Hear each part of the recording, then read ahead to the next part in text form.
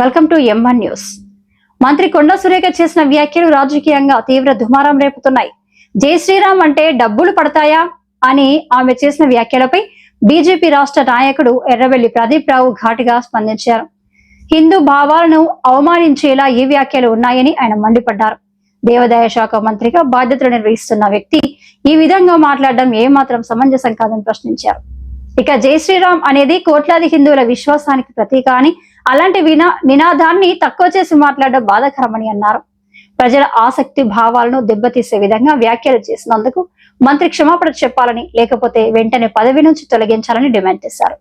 ఈ అంశంపై రాజకీయ వర్గాల్లో చర్చలు కొనసాగుతుండగా మంత్రి కొండా సురేఖ ఎలా స్పందిస్తారనేది ఆసక్తిగా మారింది.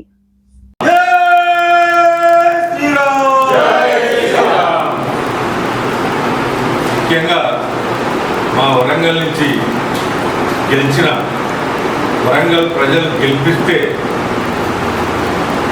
రాష్ట్ర మంత్రివర్గంలో మంత్రిగా ఉంటూ వరంగల్కు తట్టడి మట్టి పోసి డెవలప్మెంట్ చేయకపోయినా వరదలు వస్తే వరంగల్ మునిగిపోతుంది.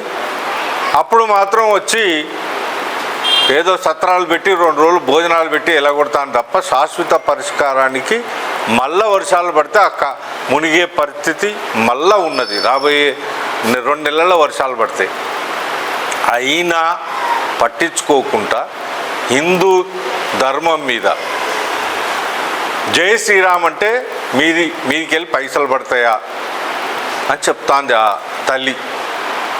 మరి తిరుపతికి పోయి పిల్లలను మనవరాలను తీసుకుపోయి గుండు కొట్టించి ఉండిలో పైసలు వేసి వస్తుంది. ఆడ పైసలు పడతానయా? జై వెంకటేశ్వర అనగానే పైసలు పడతానయా? ఈమె ఉండిలో ఎత్తాందా? మరి హిందుత్వం మీద ఆమె ద్వేషం దేనికి పెరుగుతుంది? వరంగల్ ప్రజలు గెలిపించినందుక, లేకపోతే సెన్సేషన్? ఓసారి నాగార్జున కోడలను పిచ్చి పిచ్చి మాట్లాడి తర్వాత సారీ చెప్పుడు అంటే ప్రజలల్లో ఏదో ఒక సెన్సేషన్ క్రియేట్ చేస్తే నేను వార్తలలో ఉంటా. పని చేసినా చేయకపోయినా, వరంగల్ను డెవలప్ చేసినా చేయకపోయినా, ఇట్లా వార్తలలో ఉండాలని చెప్పుకునే టోళ్ళ గురించి నేను మాట్లాడొద్దు అనుకున్నా. కానీ ఆ భగవంతుణ్ణి మాట్లాడే వరకు బాధ అనిపించి మాట్లాడతాను. జై శ్రీరామ్ అంటే పైసలు రాలే తల్లి, ఇంకా ఉల్టా ఏమన్నా ఇస్తాను భక్తులంతా. మరి మీరు కూడా ఏదైనా టెంపుల్కి పోయితే 2 చేతులు దండం పెట్టి సాష్టాంగ నమస్కారాలు పెడతా అంటాం. మీరు కూడా పోయినవి ఉన్నాయి. మరి ఆడ మీకేమైనా పైసలు పడతానయా? మీరేమన్నా ఇస్తానరా?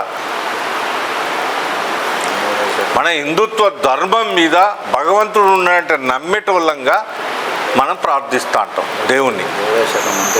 మళ్ళీ దేవాదాయ శాఖ మంత్రికి ఉండి